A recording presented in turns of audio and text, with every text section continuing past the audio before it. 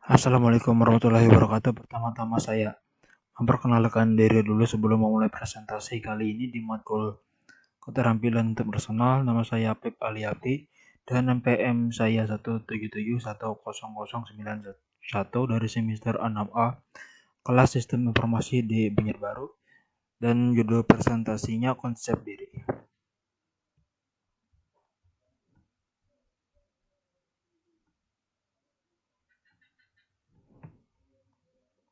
Konsep diri adalah semua ide-ide, pikiran, kepercayaan, dan pendirian yang diketahui individu tentang dirinya dan mempengaruhi individu dalam berhubungan dengan orang lain.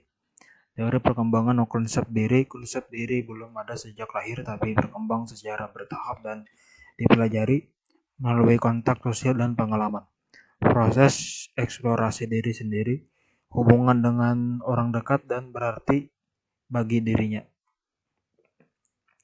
Konsep diri berkembang dengan baik bila budaya dan pengalaman dalam keluarga memberikan pengalaman yang positif. Individu memperoleh kemampuan yang berarti mampu beraktualisasi diri, sehingga individu menyadari potensi yang ada pada dirinya. Pengalaman awal dalam kehidupan keluarga merupakan dasar pembentukan konsep diri karena keluarga dapat memberikan perasaan diri adekuat atau tidak adekuat, perasaan diterima atau ditolak. Ini penjelasan tentang respon konsep diri. 1. Gambaran diri. Gambar diri adalah sikap seorang terhadap tubuhnya secara sadar atau tidak sadar, termasuk persepsi dan perasaan tentang ukuran dan bentuk fungsi penampilan yang potensi tubuh saat ini dan masa lalu. 2. Ideal diri. Ideal diri adalah persepsi individu tentang bagaimana ia harus berperilaku sesuai dengan standar pribadi. Standar ini berhubungan dengan tipe orang atau sejumlah aspirasi cita-cita nilai yang dicapai. Ideal diri mulai berkembang pada masa kanak-kanak yang dipengaruhi oleh orang penting pada dirinya yang memberikan tuntutan atau harapan. Ini diperlukan oleh individu untuk memacu dirinya ke tingkat yang lebih tinggi. 3. Harga diri. Harga diri adalah penilaian pribadi terhadap hasil yang dicapai dengan menganalisa seberapa jauh perilaku memenuhi ideal diri. Penting penerimaan diri tanpa syarat sebagai individu yang berarti walaupun salah, gagal atau kalah. Harga diri diperoleh oleh penghargaan diri sendiri dan dari orang lain, yaitu perasaan dicintai, dihargai, dan dihormati. Jika individu selalu berhasil, maka cenderung mempunyai harga diri yang tinggi, dan jika individu sering mengalami kegagalan, maka cenderung mempunyai harga diri yang rendah. Untuk meningkatkan harga diri dapat dilakukan dengan memberikan kesempatan yang berhasil, yaitu dengan memberikan tugas yang kemungkinan dapat diselesaikan kemudian diberi pujian atau penghargaan atas keberhasilannya. B. Menanamkan atau memberi gagasan yang dapat memotivasi kreativitas untuk berkembang. C. Mendorong aspirasi dengan menanggapi pertanyaan dan pendapatnya serta memberi dukungan terhadap aspirasi yang positif sehingga merasa diterima dan lain-lain. Harga diri akan meningkat sesuai dengan meningkatnya usia yang sangat terancam pada masa pubertas. 4. Peran. Peran adalah pola sikap, perilaku, nilai, dan tujuan yang diharapkan dari seseorang berdasarkan posisinya di masyarakat. Posisi di masyarakat dapat menjadikan stresor terhadap peran karena struktur sosial yang menimbulkan kesukaran atau tuntutan posisi yang tidak mungkin dilaksanakan. Stres peran diri dari konflik peran yang tidak jelas, peran yang tidak sesuai peran dan yang tidak sesuai dan peran yang berlebihan. Atau konflik peran dialami jika peran yang diminta konflik dengan sistem individu atau peran yang konflik satu sama lain. 2. Peran tidak jelas. Terjadi jika perilaku diberi peran yang tidak jelas dalam hal perilaku dan penampilan yang diharapkan. 3. Peran tidak sesuai. Terjadi jika individu dalam proses transisi merubah nilai dan sikap. Peran berlebihan terjadi jika individu menerima banyak peran tetapi tidak mampu untuk melakukannya.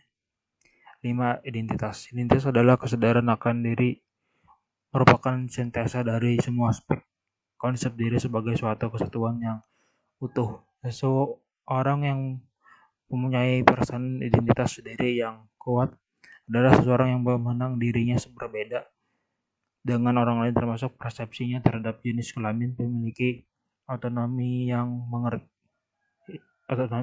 mengerti dan percaya diri.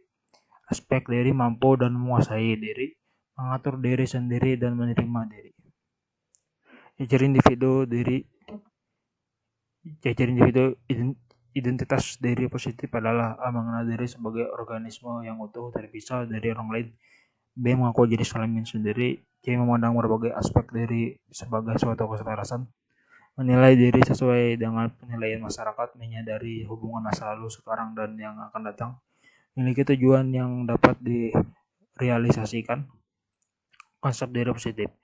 Tanda-tanda individu yang memiliki konsep diri yang positif adalah yakin akan kemampuan dalam mengatasi masalah, merasa setara dengan orang lain, menerima pujian tanpa rasa malu, menyadari bahwa setiap orang mempunyai berbagai perasaan dan berkenan serta berperilaku yang tidak seharusnya disetujui oleh masyarakat, mampu introspeksi diri dan memperbaiki diri.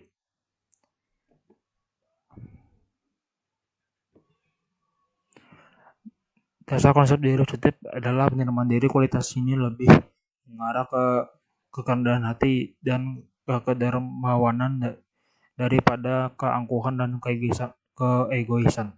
Orang mengenal dirinya yang baik merupakan orang yang mempunyai konsep diri yang positif. Dan tanda individu yang memiliki konsep diri yang positif adalah yakin akan kemampuan dalam mengatasi masalah, merasa setara dengan orang lain,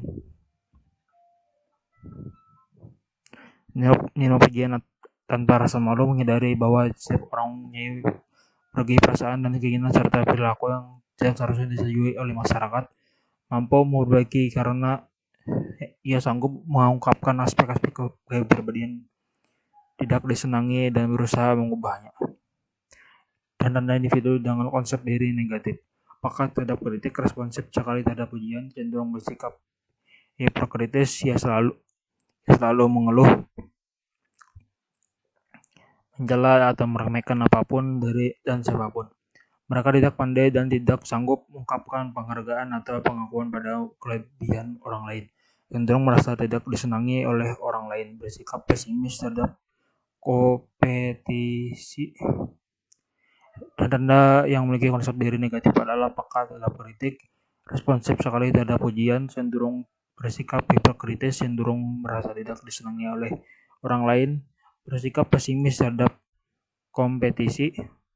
Konsep diri negatif akan mudah menyerah sebelum berperang, dan jika ia mengalami kegagalan akan menyalahkan diri sendiri maupun menyalahkan orang lain. Konsep diri positif akan bersikap optimis, percaya diri sendiri dan selalu bersikap positif terhadap segala sesuatu, juga terhadap kegagalan yang dialami. Kegagalan tidak dipandang sebagai akhir segalanya, namun dijadikan sebagai penemuan dan pelajaran berharga untuk melangkah ke depan. Individu yang memiliki konsep diri positif akan mampu menghargai dirinya sendiri. Dan sekian dari saya. Dan sekian dari saya. Terima kasih. Assalamualaikum warahmatullahi wabarakatuh. Waalaikumsalam warahmatullahi wabarakatuh.